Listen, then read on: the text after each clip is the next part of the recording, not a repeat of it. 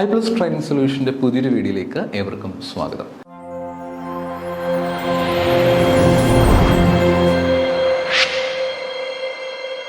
നമ്മളിന്ന് ഡിസ്കസ് ചെയ്യാനായിട്ട് പോകുന്ന ടോപ്പിക് എന്ന് പറയുന്നത് കോർപ്പറേറ്റ് ഗവേണൻസിനെ പറ്റിയിട്ടാണ്. ഗവേണൻസ് എന്ന് പറയുന്ന കാര്യം എല്ലാ മേഖലയിലും അത്യാവശ്യമായിട്ടുള്ളൊരു കാര്യമാണെന്ന് ഞാൻ പറയാൻ നിങ്ങൾക്ക് കൃത്യമായിട്ടും അറിയാം. ബിക്കോസ് ഗവേണൻസ് ഇല്ലാതെ നമുക്കൊരു കാര്യവും സ്മൂത്തായിട്ട് മുന്നോട്ട് പോവുകയില്ല. അപ്പോൾ ഗവേണൻസ് എല്ലായിടത്തും ഇമ്പോർട്ടൻ്റ് ആയിട്ടൊരു കാര്യം തന്നെയാണ്. ഗവേണൻസ് പറഞ്ഞു കഴിഞ്ഞാൽ ആ ഒരു ഭരണമാണ് ഉദ്ദേശിക്കുന്നത്. എങ്ങനെയാണ് കാര്യങ്ങൾ മുന്നോട്ട് പോകുന്നത്, സ്മൂത്തായിട്ടാണോ അല്ലയോ എന്നുള്ള ആ ഒരു ഭരണമാണ് നമുക്ക് ഗവേണൻസ് കൊണ്ട് ഉദ്ദേശിക്കുന്നത്. അപ്പോൾ ഇവിടെ നമുക്ക് ഗവേണൻസ് കൃത്യമായിട്ട് നമുക്ക് നമ്മളിനി മനസ്സിലാക്കേണ്ടത് ഗവേണൻസിനെ പറ്റിയിട്ടാണ്. സോ ഇവിടെ നമുക്ക് കാണാനായിട്ട് പറ്റുന്നത് കോർപ്പറേറ്റ് ഗവേണൻസ് എന്ന് പറഞ്ഞിരിക്കുന്ന ഒരു ടോപ്പിക് ആണ്. കോർപ്പറേറ്റ് ഗവേണൻസ് എന്ന് പറയുമ്പോഴത്തേക്ക് refers to the system by which companies are directed and control. ഒരു കമ്പനിയുടെ എങ്ങനെയാണ് ആ കമ്പനി പ്രവർത്തിക്കുന്നത്, എങ്ങനെയാണ് അത് ഡയറക്റ്റ് ചെയ്യുന്നത്, എങ്ങനെയാണ് അവർ കൺട്രോൾ ചെയ്ത് മുന്നോട്ട് പോകുന്നത് എന്ന് പറയുന്നത് കോർപ്പറേറ്റ് ഗവേണൻസ് എന്നതുകൊണ്ട് ഉദ്ദേശിക്കുന്നത്. It involves mechanisms, process and relation through which corporations are managed and held accountable to their stakeholders, including shareholders, employees, consumers and broader community. എങ്ങനെ നമ്മളാണ് ഈ ഒരു കമ്പനിയെ മാനേജ് ചെയ്ത് പോകുന്നു എന്നുള്ളതാണ് ആദ്യമായിട്ട് പറയുന്ന കാര്യം. അവിടെയുള്ള ആളുകൾ എങ്ങനെയാണ്, അവരുടെ സ്റ്റേ ഹോൾഡേഴ്സുമായിട്ട് എങ്ങനെയാണ് ബന്ധം, അവരുടെ ഷെയർ ഹോൾഡേഴ്സുമായിട്ട്, എംപ്ലോയീസുമായിട്ട്, കൺസ്യൂമേഴ്സുമായിട്ട്, അവരുടെ ബ്രോഡർ കമ്മ്യൂണിറ്റിയുമായിട്ട് എങ്ങനെയാണ് ഇവർ പെരുമാറുന്നത്, എങ്ങനെയാണ് ഒരു കമ്പനി പ്രവർത്തിക്കേണ്ടത്, എങ്ങനെയാണ് ഒരു കമ്പനി അവരുമായിട്ട് റെസ്പോൺസ് കൊടുക്കേണ്ടത്, ഇത്തരം കാര്യങ്ങൾ നമുക്ക് ഇവിടെ കാണാനായിട്ട് സാധിക്കുന്നത് ഈ കോർപ്പറേറ്റ് ഗവേണൻസ് നമുക്ക് കാണുവാനായിട്ട് പറ്റുക. The evolution of corporate governance has been influenced by the historical events, regulatory changes and shift in business practices and societal expectations. അപ്പോൾ ഒരുപാട് കാര്യങ്ങൾ നമ്മുടെ ഈ ഗവേണൻസുമായിട്ട് ബന്ധപ്പെട്ട് നമുക്ക് കാണുവാനായിട്ട് പറ്റും. ഒരുപാട് ഹിസ്റ്റോറിക്കൽ ഇവൻറ്റുകൾ നമുക്ക് തീർച്ചയായിട്ടും ഇവിടെ നടന്നിട്ടുണ്ട്. ഒരുപാട് റെഗുലേറ്ററി ചേഞ്ചസുകൾ നമുക്ക് കാണുവാനായിട്ട് സാധിക്കുന്നുണ്ട്. ബിസിനസ് പ്രാക്ടീസിൽ തന്നെ വലിയൊരു ഷിഫ്റ്റുകൾ നമുക്ക് കാണുവാനായിട്ട് പറ്റുന്നുണ്ട്. സൊസൈറ്റൽ എക്സ്പെക്റ്റേഷൻസിൻ്റെ കാര്യം എടുത്തു കഴിഞ്ഞാലും ഒരുപാട് മാറ്റങ്ങൾ നമുക്ക് കൃത്യമായിട്ടും കാണുവാനായിട്ട് പറ്റും. അപ്പോൾ നമുക്കതിൻ്റെ ചരിത്രത്തിലേക്കൊന്ന് കടക്കാം. ആദ്യ കാലഘട്ടമാണ് 19ാമത്തെ നൂറ്റാണ്ട് മുതൽ 20ാം നൂറ്റാണ്ടിൻ്റെ തുടക്കം വരെയുള്ള കാലഘട്ടമാണ്. ആദ്യം നമുക്ക് ഫൗണ്ടേഷൻസ് ഓഫ് കോർപ്പറേറ്റ് ഗവേണൻസ് നോക്കാം. The concept of corporate governance began to take a shape with large corporations and joins to companies in the 19th century. 19ാം നൂറ്റാണ്ടോട് കൂടിയിട്ടാണ് ശരിക്കും ഒരു ലാർജ് കോർപ്പറേഷൻസ് ഒക്കെ അല്ലെങ്കിൽ വലിയ വലിയ കോർപ്പറേഷൻസും കമ്പനികളും ഒക്കെ ഡെവലപ്പ് ചെയ്ത് വരാനായിട്ട് തുടങ്ങി. ഏതും കാലഘട്ടത്തോട് കൂടിയിട്ടാണ് 19ാം നൂറ്റാണ്ടോട് കൂടിയിട്ടാണ് അത് ഡെവലപ്പ് ചെയ്ത് വന്നിട്ടുണ്ടായിരുന്നത്. The separation of ownership and the control became a significant issue as shareholders who owned the company delegated control to the managers. അപ്പം ശരിക്കും പറഞ്ഞു കഴിഞ്ഞാൽ ആ ഒരു കാലഘട്ടത്തിൽ വലിയ ബുദ്ധിമുട്ടായിരുന്നു. അതായത് ഓണേഴ്സ് വേറെ ആളുകളാണ്, മാനേജ് ചെയ്യുന്ന ആളുകൾ വേറെയാണ്. അപ്പം ഓണേഴ്സ് എപ്പോഴും ഓണേഴ്സിൻ്റെ വികസനത്തിന് വേണ്ടിയിട്ടേ ശ്രമിക്കുകയുള്ളൂ.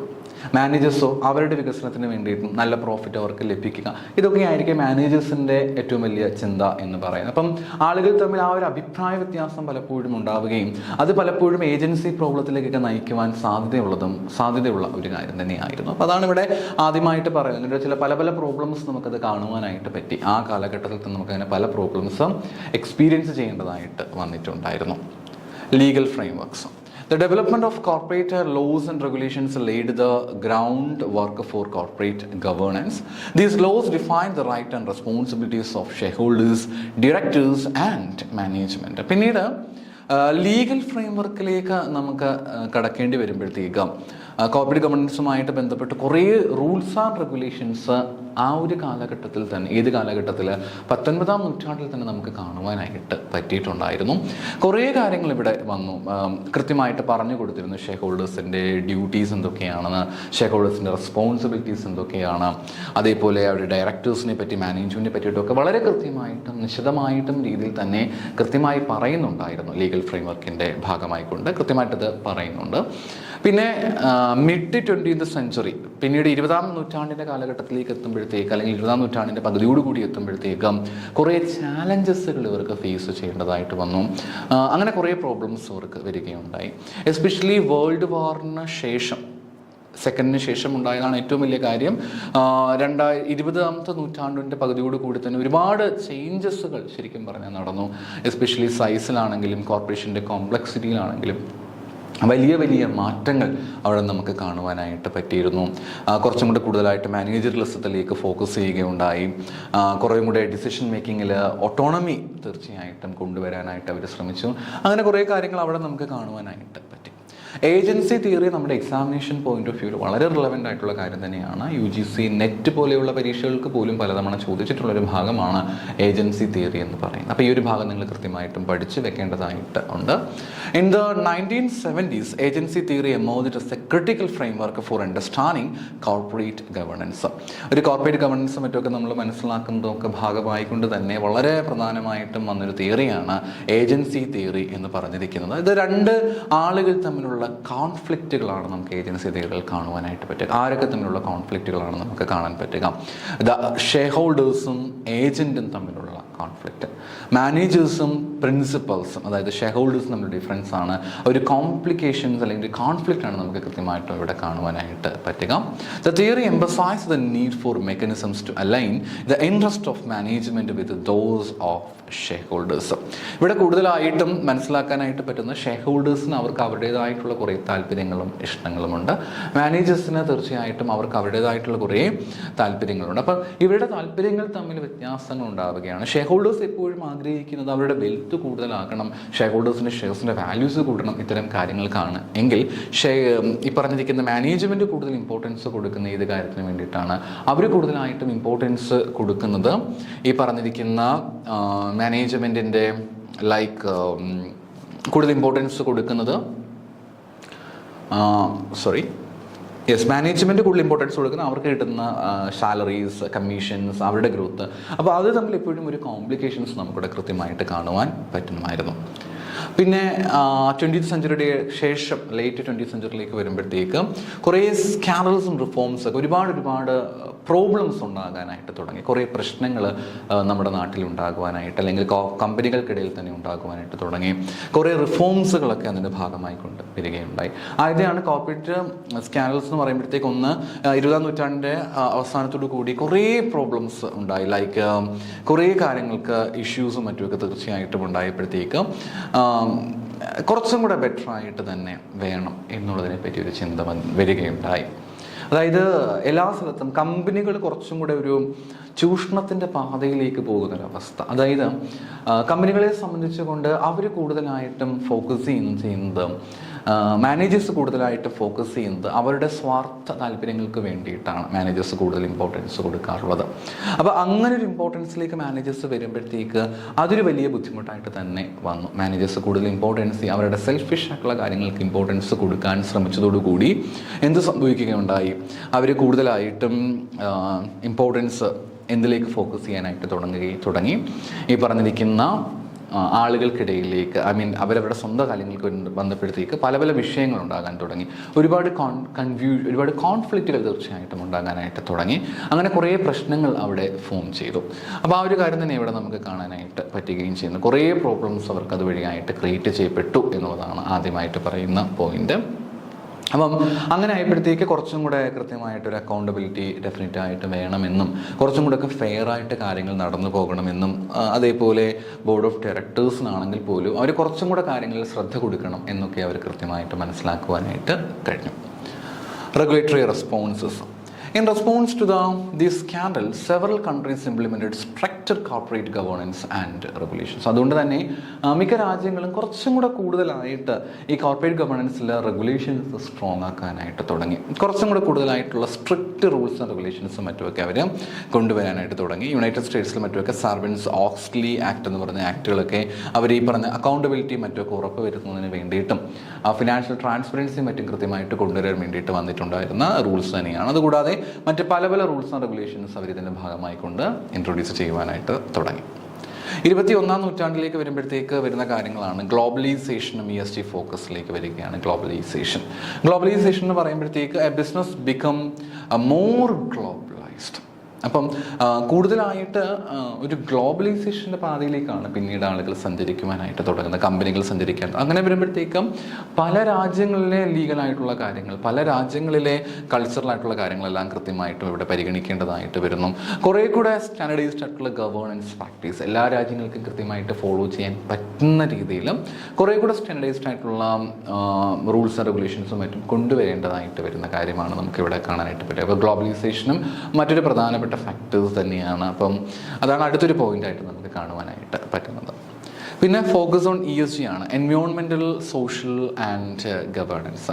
In recent years there has been growing emphasise on environmental, social and governance factors in corporate governance. Corporate governance തന്നെ ഇപ്പം കൂടുതലായിട്ട് എൻവയോൺമെൻറ്റ് കൂടുതൽ ഇമ്പോർട്ടൻസ് കൊടുത്ത് കാണാറുണ്ട്, സോഷ്യലായിട്ടുള്ള കാര്യങ്ങൾ കൂടുതൽ ഇമ്പോർട്ടൻസ് കൊടുത്ത് കാണാറുണ്ട്, ഗവേണൻസിന് കൂടുതൽ ഇമ്പോർട്ടൻസ് കൊടുത്ത് കാണാറുണ്ട്. Investors, regulators and other stakeholders increasingly demand that companies consider their broader impact on society and the environment, not just a financial performance. ഒരു ഫൈനാൻഷ്യൽ പെർഫോമൻസിൽ മാത്രമായിട്ട് ഒതുങ്ങി നിൽക്കാതെ കൂടുതൽ ഇമ്പോർട്ടൻസ് ഏതിനൊക്കെ കൊടുക്കേണ്ടതായിട്ട് വരുന്നുണ്ട്. ഈ പറഞ്ഞിരിക്കുന്ന എൻവയോൺമെൻറ്റിനും സൊസൈറ്റിക്കും കൂടി ഇമ്പോർട്ടൻസ് കൊടുക്കേണ്ടതായിട്ട് വരുന്ന കാര്യം. അപ്പം കേവലം ലാഭമുണ്ടാക്കിയെടുക്കുക എന്ന് പറയുന്നവരുടെ ലക്ഷ്യങ്ങൾ ഒന്ന് തന്നെയാണ്. എന്നാൽ പോലും കേവലം ലാഭമുണ്ടാക്കിയെടുക്കുക എന്ന ലക്ഷ്യങ്ങളിൽ മാത്രം ഒതുങ്ങി നിൽക്കാതെ കൂടുതൽ പ്രാധാന്യം കൊടുക്കുക, കൂടുതൽ ഔട്ട്സൈഡ് ആയിട്ടുള്ള കാര്യങ്ങൾക്ക് ഇമ്പോർട്ടൻസ് കൊടുക്കുവാനായിട്ട് ശ്രമിക്കണമെന്നാണ് ഇവിടെ നമുക്ക് മനസ്സിലാക്കുവാനായിട്ട് പറ്റുന്ന കാര്യം. Diversity and inclusion. There is also a greater focus on diversity and inclusion within corporate boards and management teams. കാരണം നമ്മൾ ഗ്ലോബലൈസേഷനിലേക്കാണ് കടക്കുന്നത്. അപ്പം അതുകൊണ്ട് തന്നെ വ്യത്യസ്തമായിട്ടുള്ള കൾച്ചേഴ്സ് ആണുള്ളത്, ഡിഫറെൻ്റ് ആയിട്ടുള്ള എൻവയോൺമെൻ്റ് ആണ് നമുക്ക് കാണാനായിട്ട് പറ്റും. അപ്പോൾ different cultures, different environment. So ആ ഡിഫറെൻറ്റ് കൾച്ചേഴ്സിലൂടെ നമ്മൾ കടന്നു പോകുമ്പോഴത്തേക്ക്, ഡിഫറെൻറ്റ് എൻവയോൺമെൻറ്റിലൂടെ നമ്മൾ കടന്നു പോകുമ്പോഴത്തേക്ക് we should be much aware about it. How the diversity affect, അത് കൃത്യമായിട്ട് മനസ്സിലാക്കണം. We are dealing with a lot of cultural problems. അപ്പോൾ അങ്ങനെ വരുമ്പോഴത്തേക്ക് അത് കൃത്യമായിട്ട് മനസ്സിലാക്കി മുന്നോട്ട് പോകുവാനായിട്ട് പറ്റിയിരിക്കണം. And this shift recognise the value of diverse perspectives in the decision making and the need for boards to reflect the diversity of the stakeholders. അതുകൊണ്ട് ഡൈവേഴ്സിറ്റിക്കൊക്കെ വലിയൊരു പ്രാധാന്യം ഇവർ കൊടുത്തു എന്നൊക്കെ നമുക്ക് ആ ഒരു കാലഘട്ടത്തിന് പറ്റി, ഇതൊക്കെ ജസ്റ്റ് വായിച്ചു വിട്ടാൽ മാത്രം മതി, സിലബസിൽ കൊടുത്തു എന്നുള്ളത് കൊണ്ട് ഞാനിങ്ങനെ പറയുന്നു എന്ന് മാത്രമേ ഉള്ളൂ. അങ്ങനെ വലിയൊരു ഇമ്പോർട്ടൻസ് നമുക്കത് കാണാനായിട്ട് ഇല്ല. Current trends and future direction. Technological impact. Advances in the technologies such as artificial intelligence and big data are influencing corporate governance practices. These technologies can enhance the transparency, improve decision making and streamline compliance process. എന്ന് ആലോചിച്ച് നോക്കിയാൽ technologically നമ്മൾ നോക്കുമ്പോഴത്തേക്ക് അത് വലിയൊരു impact തന്നെ ഇന്നത്തെ കാലഘട്ടത്തിൽ ടെക്നോളജി ഉണ്ടാക്കിയിട്ടുണ്ട്. ഒരുപാട് വലിയ ഇമ്പാക്റ്റ് നമുക്ക് കാണുവാനായിട്ട് പറ്റും. ആർട്ടിഫിഷ്യൽ ഇൻ്റലിജൻസ് ഒക്കെ ഇന്ന കാലത്ത് വളരെ കോമൺ ആയിട്ട് വരുന്നൊരു കാര്യം തന്നെയാണ്. അതേപോലെ ബിഗ് ഡേറ്റ പോലെയുള്ള കാര്യങ്ങൾ, അങ്ങനെ കുറേ കാര്യങ്ങളിൽ ടെക്നോളജീസ് കുറേ മാറിയിരിക്കുന്നു. അതുകൊണ്ട് തന്നെ ഇന്നത്തെ കാലഘട്ടത്തിൽ ട്രാൻസ്പെറൻസി എന്ന് പറയുന്ന ഒരു നീഡ് ഓഫ് അവർ എന്ന് പറയും. അതായത് നമുക്ക് വളരെ നെസസിറ്റി ആയിട്ടുള്ള ഒരു കാര്യമായിട്ട് മാറിയിരിക്കുന്ന ഒരവസ്ഥയാണ് ഇന്ന് ഉള്ളത്. എല്ലാവർക്കും ഇന്ന് വളരെ ആക്സസിബിൾ ആണ് ടെക്നോളജി എന്ന് പറയുന്നത്. ആർട്ടിഫിഷ്യൽ ഇൻ്റലിജൻസ് പോലുള്ള കാര്യങ്ങളൊക്കെ വളരെ കോമൺ ആയതുകൊണ്ട് തന്നെ നമുക്ക് വളരെ കോമൺ ആയിട്ട് കാര്യങ്ങൾ യൂസ് ചെയ്യാനായിട്ട് പറ്റും. അപ്പം അതുകൊണ്ട് തന്നെ കോർപ്പറേറ്റ് ഗവേണൻസ് കുറച്ചും കൂടെ കൂടുതൽ ഇമ്പോർട്ടൻസ് കൊടുക്കേണ്ട ഒരു കോൺസെപ്റ്റായിട്ട് മാറിയിരിക്കുന്നു. ബിക്കോസ് ട്രാൻസ്പെറൻസി അത്രമേൽ നെസസിറ്റി ആയിട്ട് മാറുന്നൊരവസ്ഥയാണ് ഇന്ന് ഉള്ളത്. Shareholder activism. Shareholders' activism has become more prominent, with investors taking a more active role in influencing corporate governance and strategy. This includes pushing for changes in the board composition, executive compensation and corporate policies. But shareholders കുറച്ചും കൂടെ ആക്റ്റീവാണ്, അവർ കുറച്ചും കൂടെ prominent ആണ് കാര്യങ്ങളിലൊക്കെ തന്നെ. അവർ കുറേ കൂടെ ആക്റ്റീവായിട്ട് കാര്യങ്ങളൊക്കെ കൃത്യമായിട്ട് ഫോക്കസ് ചെയ്യുന്നുണ്ട്. അവർക്ക് കുറച്ചും കൂടെ ആക്റ്റീവായിട്ട് കാര്യങ്ങൾ ചെയ്യാനുള്ള കപ്പാസിറ്റി അവർ ഏൺ ചെയ്ത് കഴിഞ്ഞിരിക്കുന്നു. അതിനാൽ തന്നെ അക്കാര്യത്തിൽ കുറച്ചും കൂടെ കൂടുതൽ ഇമ്പോർട്ടൻസ് കൊടുക്കേണ്ടതായിട്ടില്ലേ എന്ന് നമ്മൾ സംശയിക്കേണ്ടതായിട്ട് ഉണ്ട്. കാരണം എല്ലാവരും വളരെ ആക്റ്റീവായിട്ട് മാറിക്കൊണ്ടിരിക്കുകയാണ്. അവർ കുറച്ചും കൂടെ കൂടുതലായിട്ടും ഈ കാര്യങ്ങളൊക്കെ കൃത്യമായിട്ട് ഡീല് ചെയ്യുന്നുണ്ട്. അവർ കുറച്ചും കൂടെ കൂടുതലായിട്ടും കാര്യങ്ങൾ ഇടപെടുന്നുണ്ട്. അപ്പോൾ അതിൻ്റെ ഭാഗമായിക്കൊണ്ട് തന്നെ അവർ എസ്പെഷ്യലി എല്ലാ കാര്യങ്ങൾക്കും അവർക്ക് അവരുടേതായിട്ടുള്ളൊരു റോളുണ്ട്. അവർ കൃത്യമായിട്ട് ക്വസ്റ്റ്യൻ ചെയ്യും. ഒരു കാര്യം പ്രോപ്പറായിട്ടല്ല എങ്കിൽ ഒരു കൃത്യമായിട്ട് ക്വസ്റ്റ്യൻ ചെയ്യും. എന്തുകൊണ്ടാണ് ആ കാര്യം അങ്ങനെ പ്രോപ്പർ അല്ലാതിരുന്നത്, എന്താണ് അതിൻ്റെ പിന്നിലെ റീസൺ എന്ന് കൃത്യമായിട്ട് അവർ ക്വസ്റ്റ്യൻ ചെയ്യാനായിട്ട് തുടങ്ങും. അതുകൊണ്ട് തന്നെ ഷെയർ ഹോൾഡേഴ്സ് കൃത്യമായിട്ടും ആക്റ്റീവായിട്ട് തന്നെ നിന്ന് പോയി പറ്റുകയുള്ളൂ. അതർവൈസ് അത് മറ്റു പല പ്രോബ്ലത്തിലേക്ക് നയിക്കുവാനുള്ള സാധ്യതയുണ്ട്. അപ്പോൾ ഷെയർ ഹോൾഡേഴ്സ് കൃത്യമായിട്ട് വളരെ ആക്റ്റീവായിട്ട് തന്നെ നിൽക്കാറ് ഉണ്ട്. എന്തിനു വേണ്ടിയിട്ട്? ഇത്തരം കാര്യങ്ങൾ കുറച്ചും കൂടെ ആക്റ്റീവായിട്ട് തന്നെ ഷെയർ ഹോൾഡേഴ്സ് നിൽക്കാറ് ഉണ്ട്. അതുകൊണ്ട് തന്നെ കോർപ്പറേറ്റ് ഗവർണൻസ് കുറച്ചും കൂടെ ബെറ്റർ ആയിട്ട് പോയി പറ്റുകയുള്ളൂ. Sustainability and long-term value. There is an increased recognition of the importance of sustainable business practices and long-term value creation. ഇന്നത്തെ കാലഘട്ടത്തിൽ സസ്റ്റൈനബിലിറ്റി എന്നൊക്കെ പറയുന്ന കാര്യം അത്രമേൽ ഇമ്പോർട്ടൻ്റ് ആണ്. ലോങ് ടേം ആയിട്ട് തന്നെ നമ്മുടെ വാല്യൂസും മറ്റും ക്രിയേറ്റ് ചെയ്തേ പറ്റുകയുള്ളൂ. സോ അതുകൊണ്ട് തന്നെ ഒരു short time strategies, short time പ്രോഫിറ്റിനേക്കാൾ ഉപരിയായിട്ട് ലോങ് ടേം ആയിട്ടുള്ള കാര്യങ്ങളിലേക്ക് നമ്മൾ കടക്കുമ്പോൾ അതുകൂടി നമ്മൾ പരിഗണിക്കണം. ലോങ് ടേം ആയിട്ടുള്ള ഒബ്ജക്റ്റീവ്സ് കൂടി നമ്മൾ പരിഗണിച്ചേ പറ്റുകയുള്ളൂ. ലോങ് ടേം ആയിട്ടുള്ള ലക്ഷ്യങ്ങൾ പരിഗണിച്ച് അതനുസരിച്ച് കാര്യങ്ങൾ മുന്നോട്ട് കൊണ്ടുപോകേണ്ടതായിട്ട് വരുന്നുണ്ട്. അപ്പോൾ ലോങ് ടേം ലക്ഷ്യങ്ങൾ ഫോക്കസ് ചെയ്യുവാണെങ്കിൽ കോർപ്പറേറ്റ് ഗവേണൻസ് എന്ന് പറഞ്ഞ കാര്യം നമുക്ക് ഒരിക്കൽ ഒഴിവാക്കുവാനായിട്ട് പറ്റുകയില്ല. ഇനി നമ്മൾ പഠിക്കാനായിട്ടുള്ളത് മേജറായിട്ടുള്ള ചില സ്റ്റേക്ക് ഹോൾഡേഴ്സിനെ പറ്റിയിട്ടാണ്.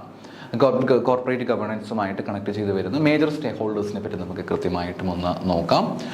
മേജറായിട്ടുള്ള സ്റ്റേക്ക് ഹോൾഡേഴ്സ് തീർച്ചയായിട്ടും ഉണ്ട്. അവരുടെ ഗോളും കൃത്യമായിട്ട് മനസ്സിലാക്കേണ്ടതായിട്ടുണ്ട്. ഒന്നാമതായിട്ട് ഒരു കോർപ്പറേറ്റ് ബോഡിയെ സംബന്ധിച്ച് ഒരുപാട് സ്റ്റേക്ക് ഹോൾഡേഴ്സ് നമുക്ക് കാണാനായിട്ട് പറ്റും. ഇൻഡിവിജ്വൽസ് ആയിരിക്കാം, അല്ലെങ്കിൽ ഗ്രൂപ്പുകൾ മറ്റുമൊക്കെ ആയിരിക്കാം. ഓരോ സ്റ്റേക്ക് ഹോൾഡേഴ്സിനും അവർക്ക് അവരുടേതായിട്ടുള്ള വ്യക്തമായിട്ടുള്ള ലക്ഷ്യങ്ങളുണ്ട്. ഓരോ സ്റ്റേക്ക് ഹോൾഡേഴ്സിനും അവർക്ക് അവരുടേതായിട്ടുള്ള വളരെ വളരെ ക്ലിയർ കട്ടായിട്ടുള്ള ഗോൾസ് തീർച്ചയായിട്ടും ഉണ്ട്. അവർക്ക് അവരുടേതായിട്ടുള്ള ഇൻട്രസ്റ്റുകൾ നമുക്ക് തീർച്ചയായിട്ടും കാണാനായിട്ട് പറ്റും. അപ്പോൾ നമുക്ക് നോക്കാം ഏതൊക്കെയാണ് ഷെയർ ഹോൾഡേഴ്സിൻ്റെ ഗോൾസ് എന്ന് പറയുന്നത്. അപ്പോൾ ആദ്യത്തെയാണ് ഇൻവെസ്റ്റേഴ്സിൻ്റെ ഗോൾ എന്ന് പറയുമ്പോഴത്തേക്ക് ഒന്ന് ഫൈനാൻഷ്യൽ റിട്ടേൺ ആണ് ആദ്യമത്തെ ഗോളായിട്ട് പറയുന്നത്. Share holders invest in the companies seek financial returns in the form of A dividend and capital gain. നമുക്ക് ആദ്യമായിട്ട് പറയുന്ന ഫിനാൻഷ്യൽ റിട്ടേൺ ആണ്. ഷെയർ ഹോൾഡേഴ്സ് തീർച്ചയായിട്ടും കമ്പനിയിൽ ഇൻവെസ്റ്റ് ചെയ്യാറുണ്ട്. അവർ ഒരുപാട് ഫിനാൻഷ്യൽ റിട്ടേൺസ് ഡെഫിനറ്റ് ആയിട്ടും എക്സ്പെക്റ്റ് ചെയ്യുന്നുണ്ട്, അല്ലേ? ഡിവിഡൻ്റ് ആയിട്ടും ക്യാപിറ്റൽ ഗെയിൻ ആയിട്ടൊക്കെ അവർ കൊടുക്കുന്ന പൈസയ്ക്ക് അവർ തീർച്ചയായിട്ടും റിട്ടേൺ എക്സ്പെക്ട് ചെയ്യും. നമുക്ക് എന്ത് തെറ്റാണ് പറയാൻ പറ്റുക? തീർച്ചയായിട്ടും ഒരു റിട്ടേണും മറ്റും എക്സ്പെക്റ്റ് ചെയ്യും. അടുത്ത കമ്പനി ഗ്രോത്ത് ആണ്. Many share holders are interest in the long time growth and sustainability of the company which can enhance the value of their investment. മിക്ക കമ്പനികളും, കാരണം മിക്ക ഷെയർ ഹോൾഡേഴ്സും കമ്പനിയുടെ ഗ്രോത്തും അതേപോലെ തന്നെ അവരുടെ സസ്റ്റൈനബിലിറ്റിയൊക്കെ തീർച്ചയായിട്ടും എക്സ്പെക്റ്റ് ചെയ്യുന്നുണ്ട്. ബിക്കോസ് കമ്പനി നന്നായിട്ട് മുന്നോട്ട് പോയാൽ മാത്രമല്ലേ അവർക്ക് ആഗ്രഹിക്കുന്ന പോലെ ബെസ്റ്റ് ആയിട്ടുള്ള റിട്ടേൺ അവർക്ക് ലഭിക്കുകയുള്ളൂ. അവരാഗ്രഹിക്കുന്ന പോലെ തന്നെ അവർക്ക് കാര്യങ്ങൾ സ്മൂത്തായിട്ട് കൊണ്ടുപോകാൻ സാധിക്കുകയുള്ളൂ. അതുകൊണ്ട് തന്നെ തീർച്ചയായിട്ടും ഒരു കമ്പനിയുടെ ഗ്രോത്ത് എന്ന് പറയുന്നത് എല്ലാ ഷെയർ ഹോൾഡേഴ്സും എക്സ്പെക്റ്റ് ചെയ്യുന്ന ഒരു കാര്യം തന്നെയാണ്. ഇവിടെയും നമുക്ക് ആ ഷെയർ ഹോൾഡേഴ്സിൻ്റെ എക്സ്പെക്റ്റേഷൻസ് അതിനെ കണക്ട് ചെയ്തുകൊണ്ട് നമുക്ക് കാണുവാനായിട്ട് പറ്റും. അപ്പം ഡെഫിനറ്റ് ആയിട്ടും ഒരു കമ്പനിയുടെ ഗ്രോത്തും മറ്റും ആര് എക്സ്പെക്റ്റ് ചെയ്യുന്നുണ്ട്? ഈ പറഞ്ഞിരിക്കുന്ന ഷെയർ ഹോൾഡേഴ്സ് അല്ലെങ്കിൽ ഇൻവെസ്റ്റേഴ്സ് ഡെഫിനറ്റ് ആയിട്ടും എക്സ്പെക്റ്റ് ചെയ്യുന്നുണ്ട്.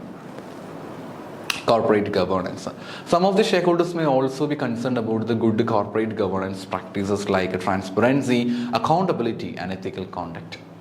പിന്നീട് ചില സ്റ്റേക്ക് ഹോൾഡേഴ്സിനെ സംബന്ധിച്ച് നോക്കുകയാണെങ്കിൽ അവർ തീർച്ചയായിട്ടും അവർ കുറച്ചും കൂടെ കൂടുതലായിട്ടും കോർപ്പറേറ്റ് ഗവേണൻസ് പ്രാക്ടീസസുകൾ like transparency, accountability, ethical conduct പോലുള്ള കാര്യങ്ങൾ കൂടുതൽ ഇമ്പോർട്ടൻസ് കൊടുക്കുകയും അതൊക്കെ കൃത്യമായിട്ട് അവർ പരിഗണിക്കുകയും ചെയ്യാറുണ്ട്.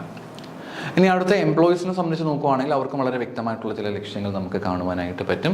ഒന്നാമത്തെയാണ് അവർ കാണുന്ന ലക്ഷ്യമാണ് ജോബ് സെക്യൂരിറ്റി എന്ന് പറയുന്നത്. ജോബ് സെക്യൂരിറ്റിയാണ് ആദ്യമായിട്ട് അവർ കാണുന്ന ലക്ഷ്യം. Employees seek stability in there employment and assurance that they can relay the company for their continued work. നല്ല കമ്പനിയിൽ നിൽക്കുന്നാൽ മാത്രമേ നല്ലൊരു രീതിയിൽ അവർക്ക് വികസനം ഉണ്ടാവുകയുള്ളൂ. ബെറ്റർ കോർപ്പറേറ്റ് ഗവർണൻസ് ഒന്നും പ്രാക്ടീസ് ചെയ്യാത്ത കമ്പനികളെ സംബന്ധിച്ച് അവർക്ക് ഏത് സമയത്തും വേണമെങ്കിലും ഒരു തകർച്ചയിലേക്ക് പോകാൻ സാധ്യതയുണ്ട്. ജോബ് സെക്യൂരിറ്റി വളരെ പ്രധാനപ്പെട്ട ഫാക്ടർ ആയതുകൊണ്ട് തന്നെ ബെറ്റർ ആയ രീതിയിൽ തന്നെ അവർ പ്രവർത്തിച്ച് മുന്നോട്ട് പോകേണ്ടതായിട്ട് ഉണ്ട്. അപ്പോൾ ഒരു പ്രോപ്പർ ജോബ് സെക്യൂരിറ്റിക്ക് എന്താവശ്യമാണ്? തീർച്ചയായും നമുക്ക് ഒരു ഗവേണൻസ് നമുക്ക് കൃത്യമായിട്ടും ആവശ്യമായിട്ട് ഉണ്ട്. അതർവൈസ് അവിടെ ഒരു ജോബ് സെക്യൂരിറ്റി വലിയൊരു വിഷയമായിട്ട് വരും. അപ്പോൾ എംപ്ലോയീസ് എപ്പോഴും എക്സ്പെക്റ്റ് ചെയ്യാറുണ്ട് ഒരു ബെറ്റർ ആയിട്ടുള്ളൊരു ജോബ് സെക്യൂരിറ്റി അവർ തീർച്ചയായിട്ടും എക്സ്പെക്റ്റ് ചെയ്യാറുണ്ട്. അടുത്ത ഫെയർ കോമ്പൻസേഷൻ ആണല്ലേ. ഫെയർ കോമ്പൻസേഷൻ എന്ന് പറയുമ്പോൾ തന്നെ നല്ലൊരു വേജസ് മറ്റും അവർക്ക് കിട്ടേണ്ടതായിട്ട് ഉണ്ട്. ബെനഫിറ്റുകളുടെ കാര്യം എടുക്കുകയാണെങ്കിലും ബെറ്റർ ആയിട്ടുള്ള ബെനഫിറ്റുകൾ അവർക്ക് തീർച്ചയായിട്ടും ലഭിക്കേണ്ടതായിട്ട് ഉണ്ട്. പിന്നെ സാലറി മറ്റുമൊക്കെ ഇൻക്രീസ് ചെയ്യുന്നതുമായിട്ട് ബന്ധപ്പെട്ടാണെങ്കിൽ ബോണസും മറ്റും കിട്ടുന്നതുമായിട്ട് ബന്ധപ്പെട്ടൊക്കെ ആണെങ്കിലും they are expecting a lot. ഒറ്റ വാക്കിൽ പറഞ്ഞാൽ അതാണ്. ഒരുപാട് കാര്യങ്ങൾ അവർ എക്സ്പെക്റ്റ് ചെയ്യുന്നുണ്ട്, പ്രതീക്ഷിക്കുന്നുണ്ട്. അപ്പോൾ ആ ഒരു പ്രതീക്ഷകൾ തന്നെയാണ് നമുക്കിവിടെ കാണുവാനായിട്ട് പറ്റുന്നത്. അപ്പോൾ ഒരു നല്ലൊരു കോമ്പൻസേഷൻ തീർച്ചയായിട്ടും ഒരു എക്സ്പെക്റ്റ് ചെയ്യുന്ന ഒരു ഫാക്ടർ തന്നെയാണ്. ബെറ്റർ കോമ്പൻസേഷൻ ഉണ്ടെങ്കിൽ കാര്യങ്ങൾ കുറച്ചും കൂടി സ്മൂത്തായിട്ട് മുന്നോട്ട് പോകുവാനായിട്ട് പറ്റുന്നതും ആണ്. Career development. Employees often look for the opportunities for the professional growth, training and advancement within the company. തീർച്ചയായിട്ടും ഒരു പ്രൊഫഷണൽ ഗ്രോത്തിന് തീർച്ചയായിട്ടും ഒരു അവസരങ്ങൾ, തീർച്ചയായിട്ടും ട്രെയിനിങ് കൊടുക്കുക, അഡ്വാൻസ്മെൻറ്റ്, ഇതൊക്കെ അവർ സ്വയമേ ആഗ്രഹിക്കുന്ന കാര്യങ്ങൾ തന്നെയാണ്. അപ്പോൾ ആ ഒരു എക്സ്പെക്റ്റേഷൻസ് അവർക്ക് ഒബ്യൂസ് ആയിട്ടും ഉണ്ടായിരിക്കും. അവരുടെ കരിയേഴ്സും മറ്റൊക്കെ ഡെവലപ്പ് ചെയ്യുന്നതുമായിട്ട് ബന്ധപ്പെട്ട് അവരുടെ കരിയർ മറ്റൊക്കെ ഗ്രോത്ത് ഒക്കെ അവർ ആഗ്രഹിക്കുന്നതാണ്. അത് കൃത്യമായിട്ട് പ്രൊവൈഡ് ചെയ്യാൻ കമ്പനീസ് ബാധകവും ആണ്. വർക്കിംഗ് എൻവയോൺമെൻറ്റ്, നല്ലൊരു എൻവയോൺമെൻറ്റ് അവർക്ക് പ്രൊവൈഡ് ചെയ്യാനായിട്ട് കമ്പനികൾക്ക് സാധിച്ചിരിക്കണം. ഒരു സേഫ് ആയിട്ടുള്ള, ഒരു സപ്പോർട്ടീവായിട്ടുള്ള എൻവയോൺമെൻറ്റ് കൃത്യമായിട്ട് കൊടുക്കാൻ പറ്റിയാൽ മാത്രമേ അവിടെ നല്ലൊരു വർക്ക് കൾച്ചർ തീർച്ചയായിട്ടും ഉണ്ടാവൂ. ആ ഒരു വർക്ക് കൾച്ചർ ബെറ്റർ ആയിട്ടുണ്ടെങ്കിൽ മാത്രമേ അവർക്ക് കുറച്ചുകൂടെ കൃത്യമായിട്ട് കാര്യങ്ങൾ മുന്നോട്ട് കൊണ്ടുപോകാനായിട്ട് പറ്റുകയുള്ളൂ. വർക്ക് ലൈഫ് ബാലൻസ് ഒക്കെ കൃത്യമായിട്ട് മെയിൻറ്റെയിൻ ചെയ്ത് പോകണമെങ്കിൽ ഡെഫിനറ്റായിട്ടും ഒരു ബെറ്റർ വർക്കിംഗ് എൻവയോൺമെൻറ്റ് വളരെ നെസസിറ്റി ആയിട്ടുള്ള കാര്യമായിട്ട് നമുക്ക് പറയുവാൻ സാധിക്കും.